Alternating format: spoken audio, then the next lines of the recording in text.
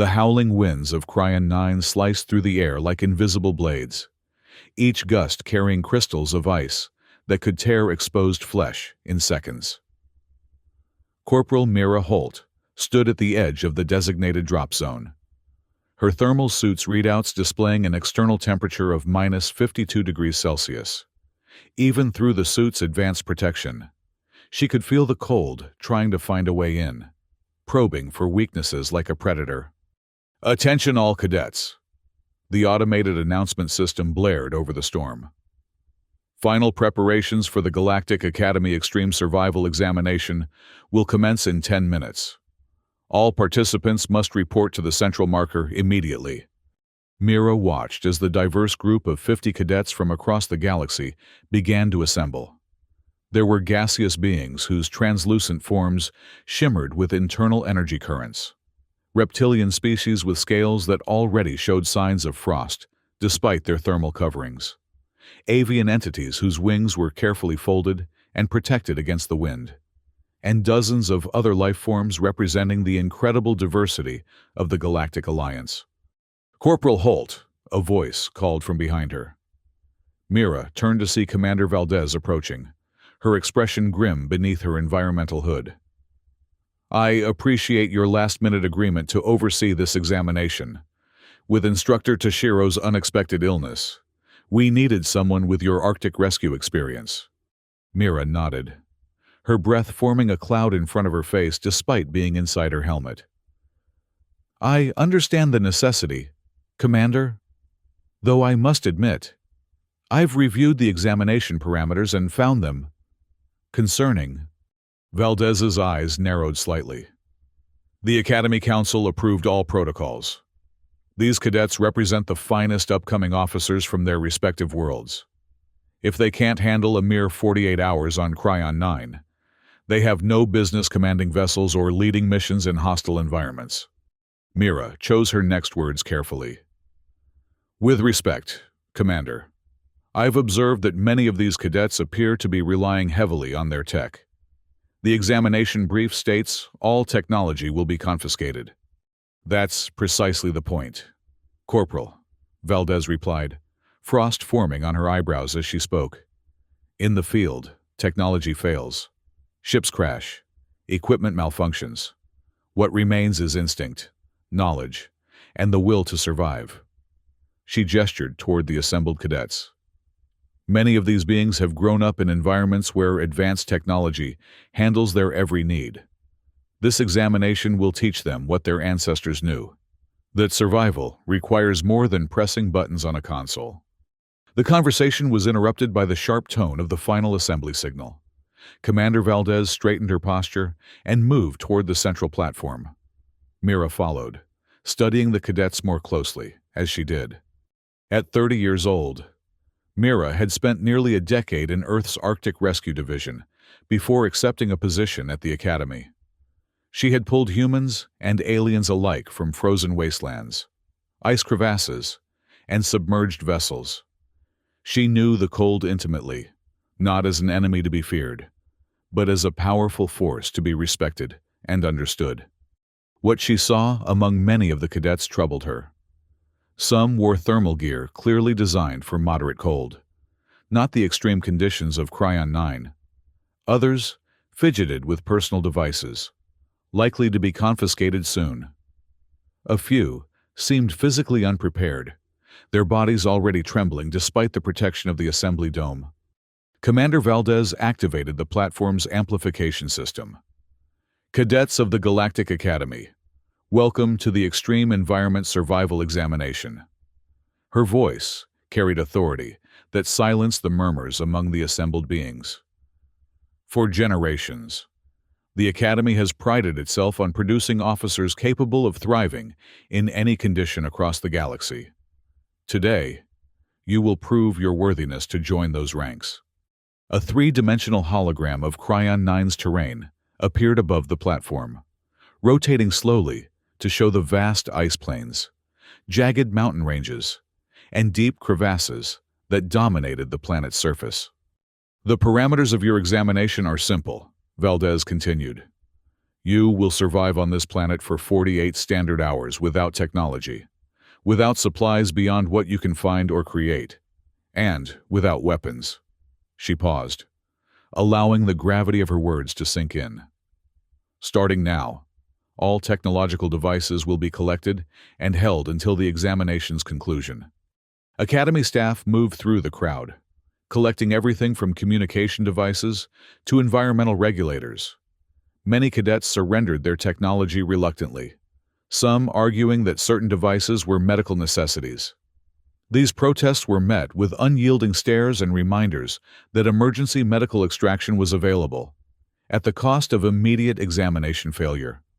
Mira watched as a gaseous entity's containment field regulator was removed, leaving only a minimal emergency system that would prevent complete dispersal, but offer little protection against the cold. A reptilian cadet's scales had already begun to dull as their heating elements were taken away. An avian being's wing warmers, devices that prevented ice formation on delicate flight membranes, were collected despite their desperate protests. When all technology had been gathered, Commander Valdez spoke again. You will be transported to your starting locations across a 50-kilometer radius. From there, your survival is in your own hands. Medical extraction is available at any time through verbal request to the monitoring drones. But be aware that extraction means failure. She gestured to Mira. Corporal Holt will serve as your examination overseer. She will observe but not intervene unless life-threatening conditions beyond the scope of the examination arise. Her assessment will factor into your final evaluation.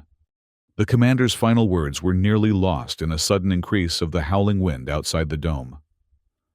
Remember your training, remember your heritage, and remember that the true test of an officer is not what they can do with technology, but what they can accomplish without it. The examination begins now. With those words, the protective dome began to retract, exposing the assembly area to the full fury of Cryon 9. Immediately, the temperature plummeted. Mira felt the cold strike her like a physical blow, even through her thermal gear. The cadets were transported to their starting locations via short-range matter transmission, the last piece of technology they would experience for the next 48 hours. As the final cadet disappeared in a shimmer of particles, Commander Valdez approached Mira once more. Your monitoring station is equipped with full observation capabilities. Intervention is authorized only if death is imminent. Minor injuries, exposure, and suffering are expected parts of the examination. Mira's jaw tightened, but she nodded. Understood, Commander. I know you have reservations, Corporal, Valdez said, her voice softening slightly. But remember, these are the future leaders of the Alliance. Better they learn their limitations here, under supervision, than in the field where failure means more than a failed examination. As Valdez departed on the last transport, Mira was left alone in the howling wind, the monitoring station her only companion. She activated her helmet's enhanced vision and began scanning the horizon, where already she could see cadets struggling against the elements. 48 hours, she murmured to herself. Let's see who remembers that survival isn't about enduring the cold. It's about making it work for you. The first 6 hours of the examination unfolded with grim predictability. From her monitoring station, Mira watched as cadets responded to their situation with varying degrees of competence. Some immediately sought natural shelters, caves, crevasses, or the lee sides of ice formations. Others attempted to group together, pooling their limited resources and body heat. A few simply wandered, seemingly without plan or purpose, their life signs weakening as the planet leached away their thermal energy. By the 7th hour, the first casualties began. A gaseous entity, unable to maintain cohesion in the extreme cold without its containment field, began to disperse. Its molecules, designed for the warm, dense atmosphere of its homeworld, could not maintain their bonds in Cryon 9's frigid air. The monitoring system registered the entity's distress, and Mira authorized emergency extraction. The cadet had failed the examination, but would survive to learn from the experience. 2 more extractions followed in quick succession. A crystalline being, whose structure began to fracture in the cold, and a methane breather, whose respiratory system froze, despite their efforts to maintain it. By the 12th hour, 11 cadets had been extracted, leaving 39 still in the field. Mira's concern grew as she observed the remaining cadets. Many had found minimal shelter, but lacked the knowledge or resources to create sustainable warmth. Some had entered states of torpor, natural biological responses to preserve energy. But these adaptations were temporary measures, not solutions. Without proper shelter or heat sources, even these evolutionary advantages would eventually fail. As darkness fell across the examination zone, bringing temperatures that plunged to -70 degrees Celsius, Mira made a decision. Protocol dictated that she remain at the monitoring station, but her Arctic rescue training demanded otherwise. She programmed the station to alert her of any critical situations and stepped out into the brutal night of Cryon 9. The cold hit her with renewed ferocity. But her thermal suit, the one piece of technology she was permitted as an overseer, provided adequate protection. Using the monitoring data uploaded to her helmet display, she headed toward a cluster of life signs approximately 3 kilometers from her position. Moving across Cryon 9's surface required careful attention. The ice that covered everything was treacherously slick, and hidden crevasses waited to swallow the unwary. Mira's training served her well as she navigated the frozen landscape, each step calculated and precise. She arrived at a shallow depression where 5 cadets had gathered. Their condition was alarming. 2 reptilian beings lay nearly motionless, their metabolism slowed to dangerous levels.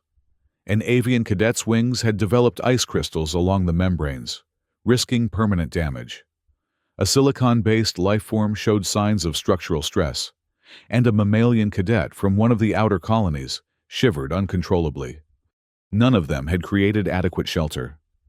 They had found a natural depression in the ice and huddled together, but the wind still reached them, stealing away what little heat they generated. Their survival training, if they had received any, had clearly focused on technological solutions rather than primitive techniques. Mira knew she couldn't directly intervene without compromising the examination, but there was nothing in the protocols preventing her from being observed. With deliberate movements, she began gathering loose ice chunks from around the depression. The cadets watched with confusion as she assembled the chunks into a rough, semicircular wall, positioning it to block the prevailing wind. Using her gloved hands, she packed snow between the chunks, creating a more solid barrier. Then, moving approximately 20 meters away, but still within their sight, she began cutting blocks from a snowbank with the survival knife she carried, the only tool permitted to her as overseer. She worked methodically, cutting uniform blocks and arranging them in a circular pattern, gradually building inward and upward to create a dome-like structure. When it was nearly complete, she cut a small entrance and crawled inside, then used a final block to partially seal the opening, leaving just enough space for air and observation. The temperature difference was immediate, without wind to carry away body heat, and with the insulating properties of the packed snow. The interior of the snow shelter was significantly warmer than the outside air. Mira removed a glove and held her bare hand up, feeling the temperature difference as a physical relief. After allowing herself to be observed for approximately 30 minutes, she dismantled her shelter and moved away from the cadet group, disappearing into the darkness. Behind her, she could hear movement as the cadets began to gather ice chunks of their own. Throughout that first night, Mira repeated this process with 3 more groups of cadets. Each time, she demonstrated a different survival technique: how to pack snow for insulation, how to create a wind barrier, how to orient a shelter's entrance away from the prevailing wind. Never speaking, never directly instructing, but always ensuring her actions were visible and their purpose clear. By dawn of the first day, 7 more cadets had required extraction. Those who had observed Mira's demonstrations and adapted the techniques were faring better, though many still struggled with the persistent cold. As the weak light of Cryon 9's distant sun crept across the ice plains, Mira returned to the monitoring station to check the status of all remaining cadets. 32 still active in the field, 18 already extracted. The examination was proving to be even more challenging than she had anticipated. She focused her attention on a life sign, reading that showed particular distress, a gaseous entity, approximately 12 kilometers from her position. The readings indicated that the entity was struggling to maintain cohesion, its energy signature fluctuating dangerously. Without immediate intervention, dispersal was imminent, a fatal outcome for such a being. Mira programmed the monitoring station to maintain full alert status and set out across the ice once more. The journey was arduous, with the daytime bringing increased winds that drove ice particles like needles against any exposed surface. Twice, she was forced to stop and take shelter as sudden squalls reduced visibility to zero. When she finally reached the coordinates of the distressed cadet, she found the gaseous entity barely visible, a faint, pulsing glow within a shallow ice cave. The being had found minimal shelter, but lacked the means to create warmth. Without its containment field, the entity's molecular bonds were failing in the extreme cold. Protocol dictated that she should authorize extraction immediately. The cadet had clearly failed to adapt to the environment, but something in the being's struggle resonated with Mira. Despite its unsuitable biology, it had found shelter and survived the night when others of its kind had already been extracted. Mira entered the ice cave and knelt near the pulsing entity. "Cadet," she spoke, her voice carrying the authority of her position. "Your life signs are critical. Do you request extraction?" The gaseous being's glow intensified slightly, forming patterns that Mira recognized as galactic standard sign language, the universal communication system taught to all Academy cadets regardless of their natural communication methods. "No extraction," the entity signed, its movements slow and labored. "Complete mission." Mira nodded, respecting the determination while weighing her options. Direct assistance was forbidden, but allowing the cadet to perish was unacceptable. She needed to find a middle path. "I am conducting a survey of local resources," she said, her tone neutral and official. "Please observe and record for examination purposes." Without waiting for a response, she moved deeper into the ice cave, examining the walls with focused attention. Near the back, she found what she had hoped for, a patch of pale blue growth clinging to the ice. Ice moss, a native life form of Cryon 9 that generated a mild exothermic reaction as part of its life cycle. Mira carefully harvested a handful of the moss, making her actions clearly visible to the gaseous entity. She placed the moss in a small depression in the ice floor and used her knife to scrape fine ice particles over it. Within moments, the moss began to emit a faint warmth as it responded to the change in its environment. "Resource survey complete," Mira announced formally. "Continuing examination rounds." As she turned to leave, she noticed the gaseous entity had already begun to drift toward the moss, its molecules moving more energetically in proximity to the heat source. The being's glow pulsed once in what Mira interpreted as acknowledgement, or perhaps gratitude. Outside the cave, Mira updated the monitoring station via her helmet communicator. "Cadet J-17 showing critical signs but refusing extraction. Local resources available for temperature regulation. Continuing observation." Throughout that first day, Mira traversed the examination zone, conducting her resource surveys within sight of struggling cadets. She demonstrated how to identify ice moss, how to stimulate its exothermic properties, how to create rudimentary tools from ice, and how to use the crystalline structures of Cryon 9 to focus the weak sunlight for additional warmth. By midday, she encountered a reptilian cadet whose situation was particularly dire. The being lay almost motionless on the ice, its scaled body temperature dangerously low. Metabolism slowed to preserve vital functions. Unlike the gaseous entity, this cadet was beyond the point of making a conscious decision about extraction. Protocol was clear: authorize immediate evacuation. But Mira hesitated. The reptilian's life signs, while critical, had stabilized at their low level. Complete metabolic shutdown wasn't imminent. There might be another option. Scanning the area, Mira spotted one of Cryon 9's few native fauna, a six-legged creature adapted to the extreme cold, its body covered in thick white fur. The creature moved across the ice with surprising speed, hunting for the small, crystalline organisms that formed the base of the planet's limited food chain. Mira followed the creature at a distance, observing its movements and behavior. When it paused to dig through the snow for prey, she made her move, approaching swiftly but carefully. The creature sensed her presence and prepared to flee, but Mira had positioned herself between it and its escape route. With a precisely timed lunge, she captured the creature, using techniques she had learned during Arctic survival training on Earth.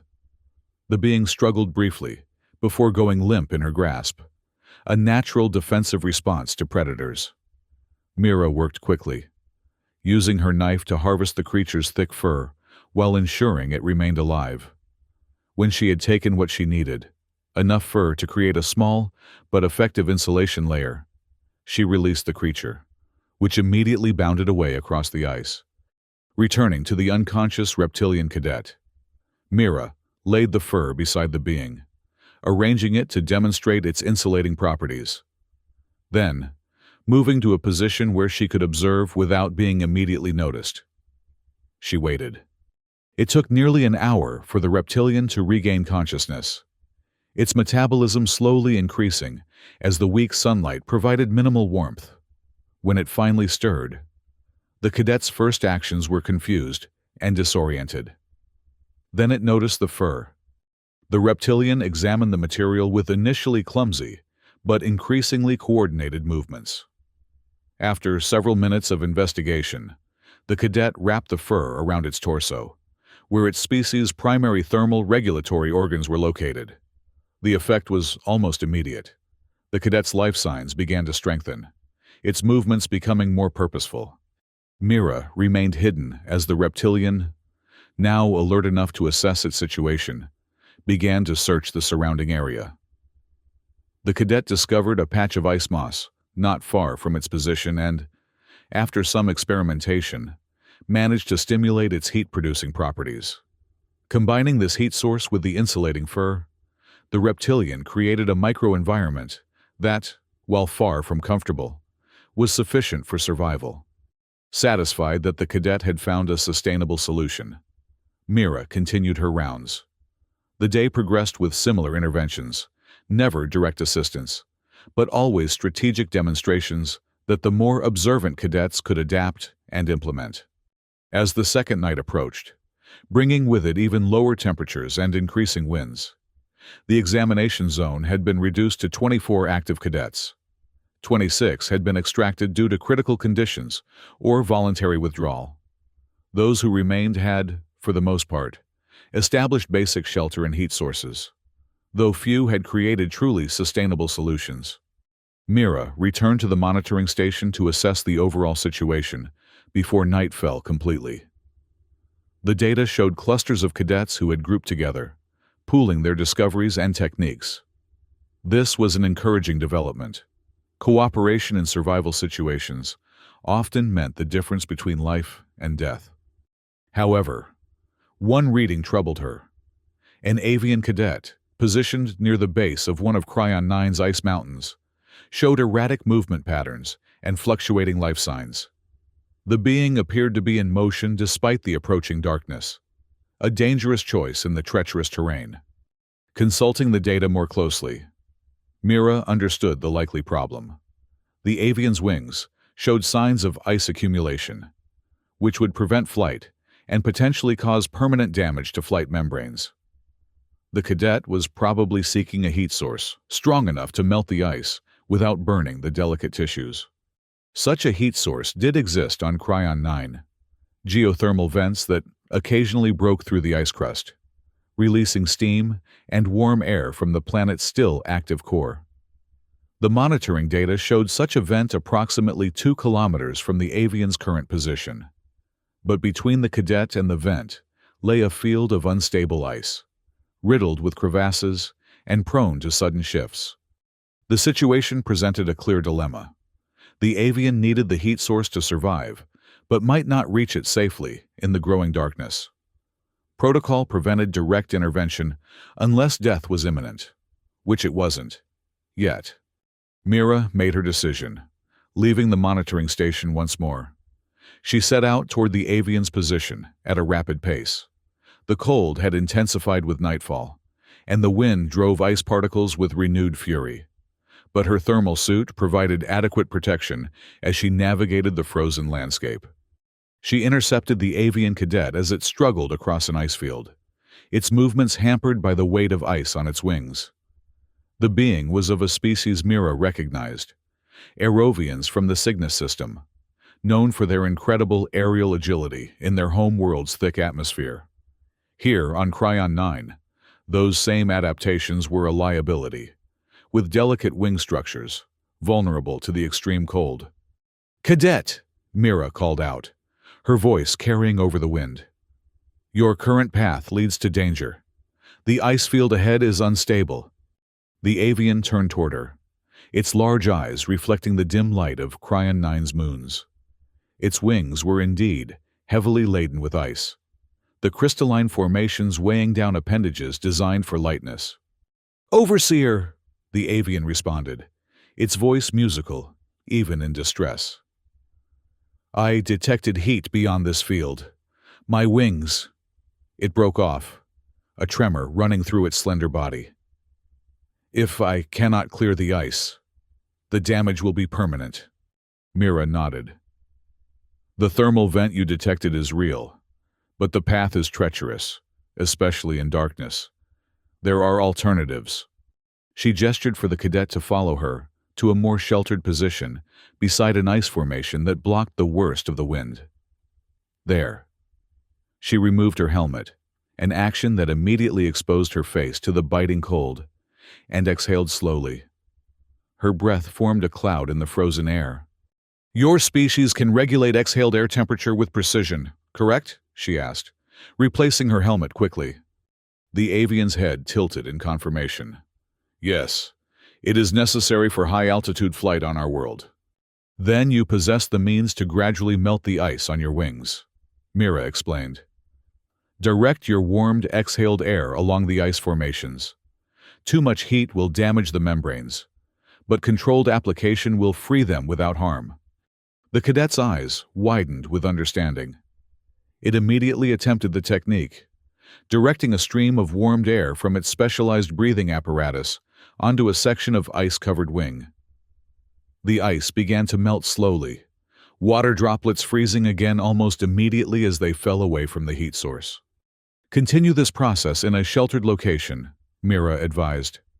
"Once your wings are clear, use material from your uniform to create protective coverings. The fabric is designed for extreme environments and will provide temporary protection." The avian's gaze held Mira's for a long moment. "This technique is not in our survival training protocols." "No," Mira agreed. "It's something I learned from an Aerovian glacier researcher during a rescue operation on Earth. Sometimes the solutions we need aren't found in training manuals." As she prepared to continue her rounds, the avian spoke again. "Thank you, Overseer. It hesitated, then straightened its posture in a gesture of formal respect. "I will remember this lesson." Mira nodded and moved away, allowing the cadet to continue the delicate process of freeing its wings.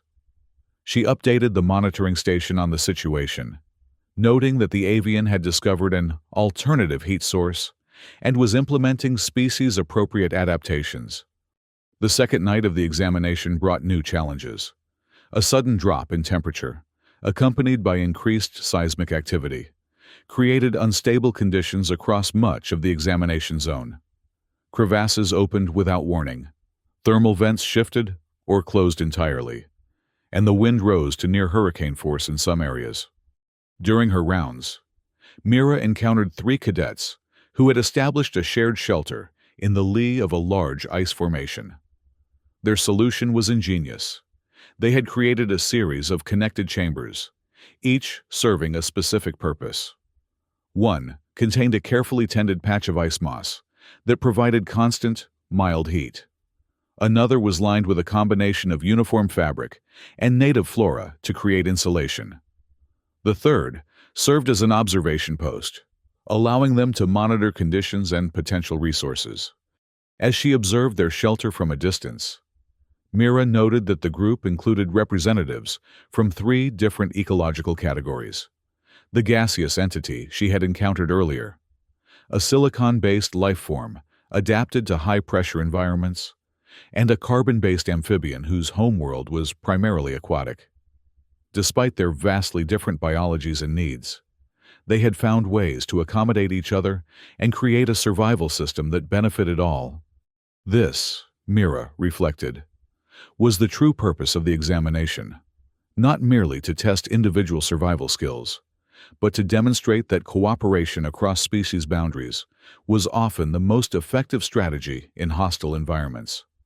Her observations were interrupted by an alert from the monitoring station. Seismic activity had increased dramatically in Sector 7, threatening the shelters of several cadets.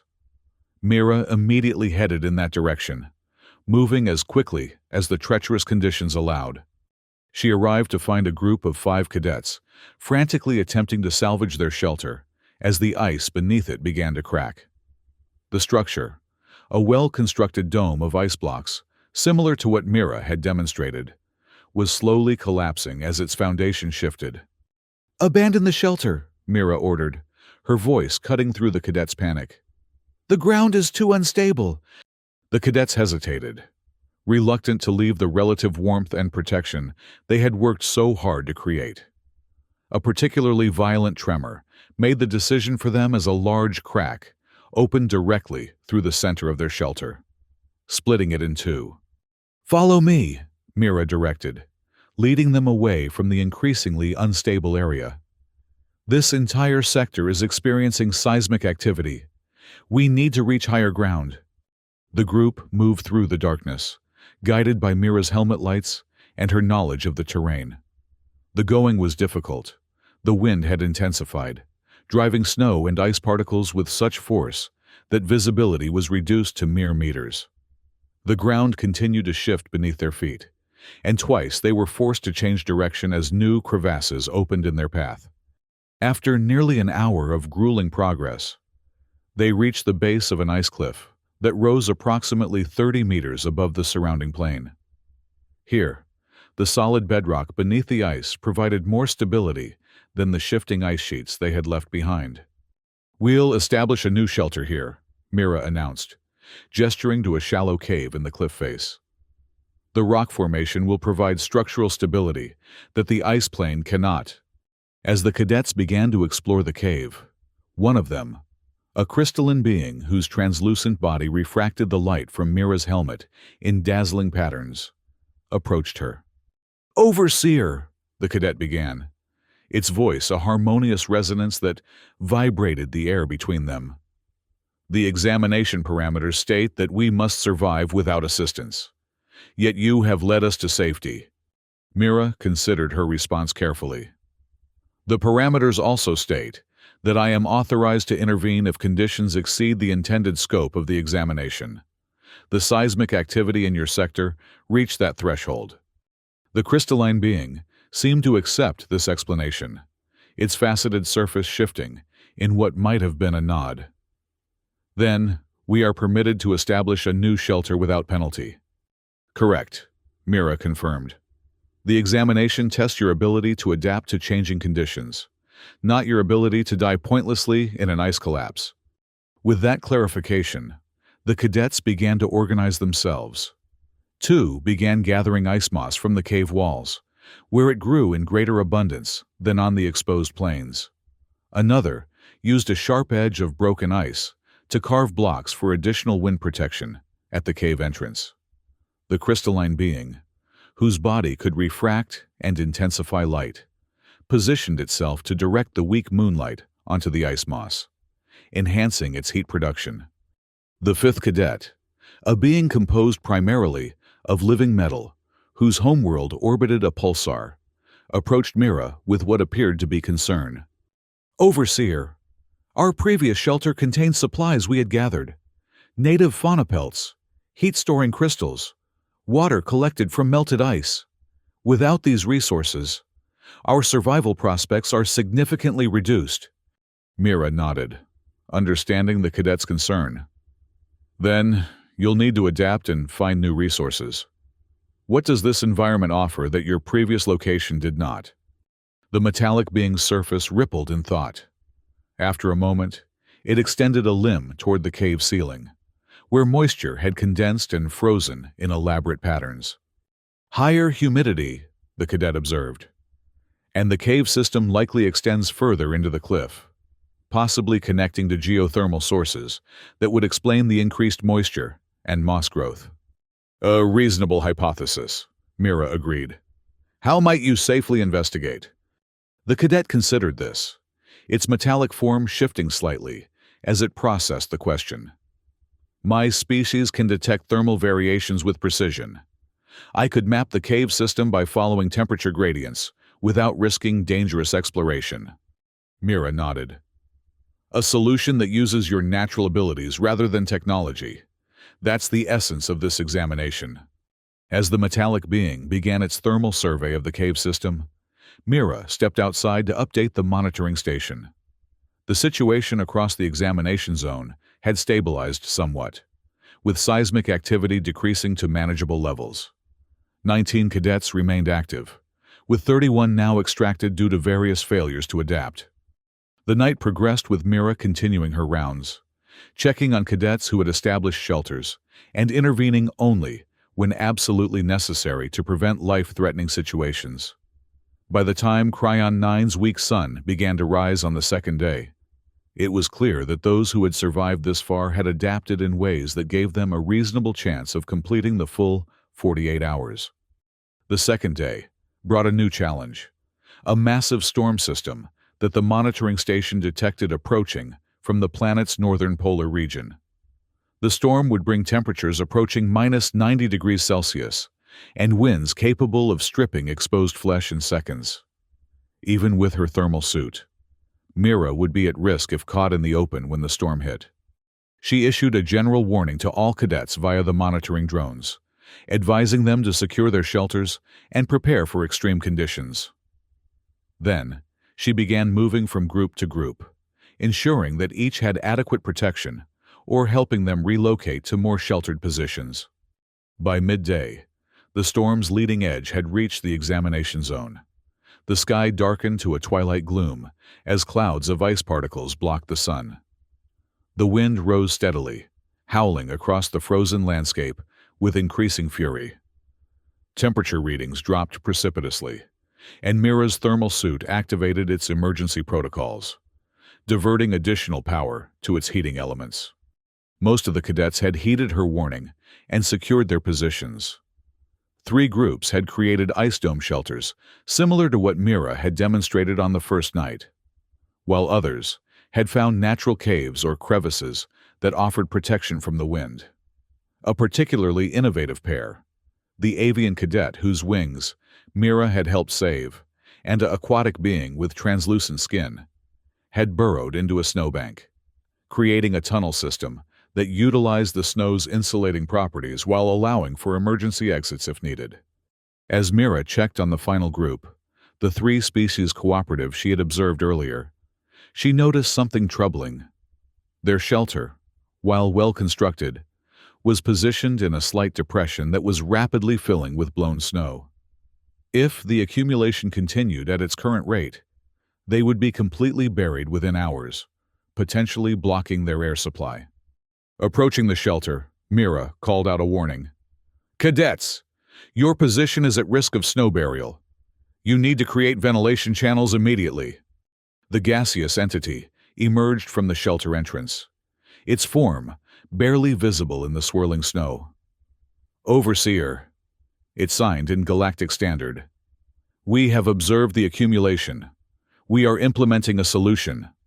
The entity retreated into the shelter, and Mira waited, curious to see what solution they had devised. After several minutes, a series of narrow tubes began to emerge from the snow covering the shelter. The tubes, Mira realized, were constructed from hollow ice crystals that the cadets had harvested and joined together. They would provide air circulation even if the shelter became completely buried. Satisfied that the group had the situation under control, Mira continued her final checks before seeking shelter herself. The storm had intensified to near-blizzard conditions, making movement increasingly difficult, even with her thermal suit's enhanced capabilities. As she struggled through the deepening snow toward a cave system she had identified as a suitable shelter, Mira's helmet sensors detected movement approximately 50 meters to her right. Adjusting her vision enhancement, she identified the source, one of Cryon 9's apex predators, a massive six-limbed creature adapted to hunt in the worst storms when its prey was most vulnerable. The beast, standing nearly 3 meters at the shoulder and covered in thick white fur, moved with surprising grace through the storm. Its elongated head, dominated by sensory organs, evolved to detect prey through snow and ice, swung from side to side as it tracked something Mira couldn't see. Following the creature's trajectory, Mira realized with alarm that it was heading directly toward one of the cadet shelters, the ice dome constructed by the group she had led from the seismically active area. The predator had likely detected their heat signatures or other signs of life through the ice. Protocol dictated non-interference with native fauna, except in immediate life-threatening situations. The examination was designed to test the cadets' ability to handle all aspects of survival, including potential predators. But these cadets had no weapons, no technology, and limited experience with creatures of this type. Mira made her decision instantly, changing direction. She began moving to intercept the predator before it reached the shelter. The storm worked to her advantage, masking her approach as she circled wide to flank the creature. When she was approximately 20 meters from the beast, Mira activated her helmet's sound projection system. The device, designed for communication in extreme conditions, could also produce focused sound waves of considerable intensity. She directed a sharp, high-frequency burst toward the ice directly in front of the predator. The effect was immediate. The ice cracked with a sound like a gunshot, startling the creature and causing it to rear up on its hind limbs. Mira used this momentary distraction to move closer, positioning herself between the predator and the cadet shelter. The beast detected her new position and turned toward her, massive head lowering as it assessed this potential threat. Mira stood her ground, using her knowledge of predator behavior to project confidence rather than fear. She activated another sound burst, this time directing it to scatter off multiple ice surfaces, creating the illusion of multiple threats surrounding the creature. The predator hesitated, its head swinging from side to side as it tried to locate the sources of the threatening sounds. Mira maintained her position, ready to retreat if the creature charged, but determined to keep its attention focused on her rather than the shelter. After what seemed like an eternity, but was likely only minutes, the predator made its decision. With a rumbling sound that Mira felt through the ice beneath her feet, it turned away, moving back into the heart of the storm in search of less troublesome prey. Mira waited until the creature had disappeared from her sensors before approaching the cadet shelter. The dome appeared undisturbed, its occupants likely unaware of how close they had come to a deadly encounter. She considered warning them, but decided against it. The storm was protection enough for now, and alerting them would only create unnecessary stress. Instead, she continued to her own shelter, reaching the cave system just as the storm reached its full intensity. Inside, protected from the howling wind and driving snow, Mira checked the monitoring station data. All remaining cadets were in secure positions, their life signs stable despite the extreme conditions outside. As she settled in to wait out the storm, Mira reflected on what she had observed during the examination. The cadets who had survived this far had demonstrated not only basic survival skills, but also creativity, adaptability, and, most importantly, the ability to cooperate across species boundaries. These were the qualities that the Academy sought to cultivate, the attributes that would serve these beings well as officers in the Galactic Alliance. The storm raged throughout the remainder of the day and into the night, gradually diminishing as Cryon 9's third dawn approached. By the time the sun rose, weak and distant in the planet's pale sky, the storm had passed, leaving behind a transformed landscape of fresh snow and reshaped ice formations. Mira emerged from her shelter to find a world of pristine white stretching to the horizon. The examination zone had been scoured by the storm, with many landmarks altered or completely removed. Only the most substantial ice formations remained recognizable. Checking the monitoring station data, she confirmed that 17 cadets remained active in the field. 2 had required extraction during the storm, 1 due to shelter collapse, the other suffering from severe hypothermia after venturing outside for unknown reasons. With less than 12 hours remaining in the examination, Mira began her final rounds, checking on each group to ensure they had weathered the storm without serious issues. Most had done remarkably well, their shelters proving resilient against the extreme conditions. Some had even used the storm to their advantage, harvesting fresh snow for water or capturing ice particles rich in the minerals that served as nutrients for Cryon 9's native life forms. As she approached the final shelter, the cooperative group whose ventilation system had impressed her before the storm, Mira noticed something unusual. The snow covering their shelter had been disturbed, with large gouges and footprints surrounding the structure. The ventilation tubes she had observed earlier were broken, some completely destroyed. Alarmed, Mira quickened her pace. The footprints were unmistakable. The same type of predator she had diverted from the other shelter had found this one during the night. But instead of the destruction she feared, Mira found an unexpected scene. The shelter remained largely intact, though one section had clearly been breached. Outside the damaged area lay the body of a predator, not the one Mira had encountered, but another of the same species. This one significantly smaller, perhaps a juvenile or subadult. The creature was dead, its body partially frozen in the aftermath of the storm. Near its head, Mira found the cause of death, a crude but effective spear fashioned from ice, and what appeared to be parts of a cadet uniform, hardened somehow into a rigid shaft with a wickedly sharp point. The shelter entrance opened, and the silicon-based cadet emerged, its crystalline body reflecting the morning light. Upon seeing Mira, it performed a formal academy salute. "Overseer," the cadet acknowledged. "We experienced an intrusion during the night." Mira nodded, gesturing toward the dead predator. "So I observe you crafted weapons." "Improvised tools," the cadet corrected carefully, clearly aware of the examination's weapons prohibition. "When the creature broke through our outer chamber, we had limited options. The gaseous entity recognized the threat first and alerted us.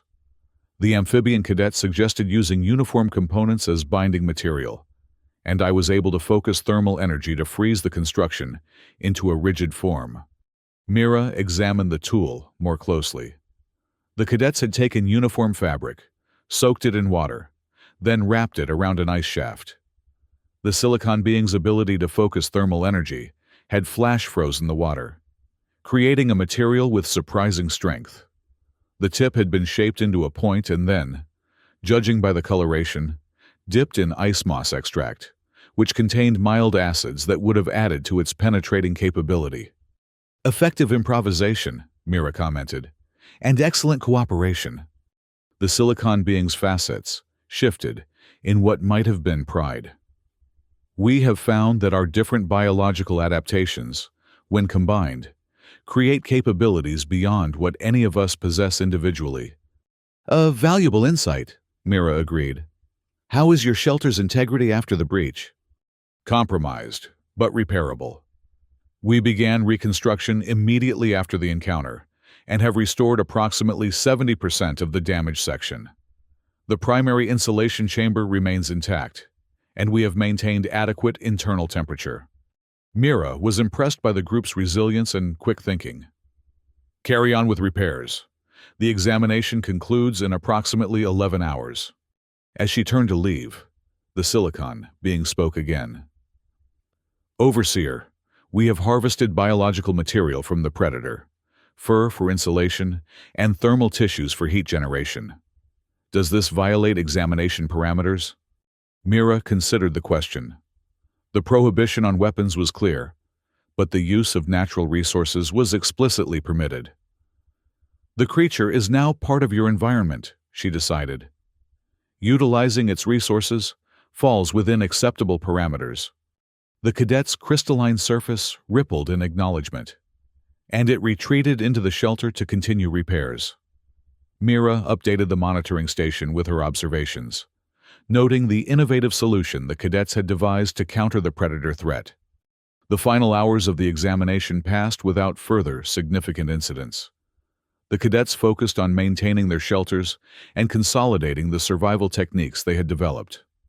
Some ventured out to gather additional resources now that the storm had passed, while others concentrated on improving their existing systems. Mira continued her rounds, checking on each group one last time before the examination's conclusion. She found that many had not merely survived, but had begun to thrive in Cryon 9's harsh environment. The avian and aquatic cadets had developed a system for harvesting ice crystals with high mineral content, providing essential nutrients. The group in the cave system had expanded their shelter to include a chamber dedicated to cultivating ice moss, ensuring a sustainable heat source. As the final hour approached, Mira returned to the original drop zone, where the examination had begun. Commander Valdez would be arriving soon with the extraction team to evaluate the results and collect the surviving cadets. Standing on a rise that overlooked much of the examination zone, Mira activated her helmet's enhanced vision and surveyed the landscape. Where 48 hours earlier, there had been 50 cadets, many relying on technology and standard academy protocols. Now, there were 17 survivors who had adapted to one of the harshest environments in the galaxy, using nothing but their intelligence, natural abilities, and willingness to cooperate. The distant hum of approaching transport vessels signaled the examination's end. Academy ships appeared on the horizon, their sleek forms a stark contrast to the primitive shelters the cadets had constructed. As they landed at the drop zone, Commander Valdez emerged from the lead vessel, her expression neutral as she approached Mira. "Corporal Holt," the commander greeted her formally. "Your assessment of the examination results?"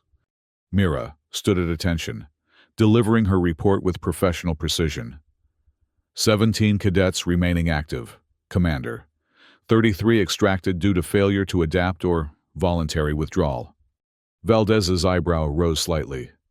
17 is higher than our projected survival rate.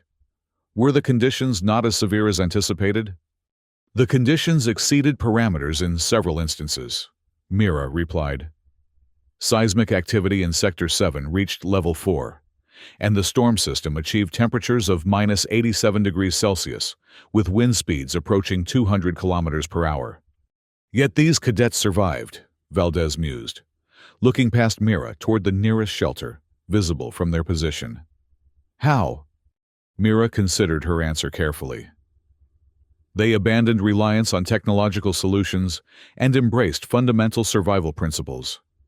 They utilized natural resources, adapted their biological capabilities to the environment, and, most significantly, established cross-species cooperation that leveraged their diverse attributes. The commander nodded slowly. "Show me." Over the next hour, Mira led Commander Valdez on a tour of the cadets' shelters, demonstrating the innovative solutions they had developed. The commander observed with increasing interest as each group presented their survival strategies, from the ice dome constructions to the sophisticated cave system with its cultivated heat sources. When they reached the shelter, where the predator had been killed, Valdez examined the improvised spear with particular attention. "This could be classified as a weapon," she noted, her tone neutral. "It was classified as an improvised tool created in direct response to a life-threatening situation," Mira responded firmly. The cadets faced an immediate threat with no alternative means of defense. Their response was proportional and necessary. Valdez held Mira's gaze for a long moment before nodding. "Agreed. The distinction is valid." As they completed their inspection, the commander directed the extraction teams to begin collecting the cadets and their constructed shelters for return to the academy. Each survival solution would be analyzed and documented for future training purposes.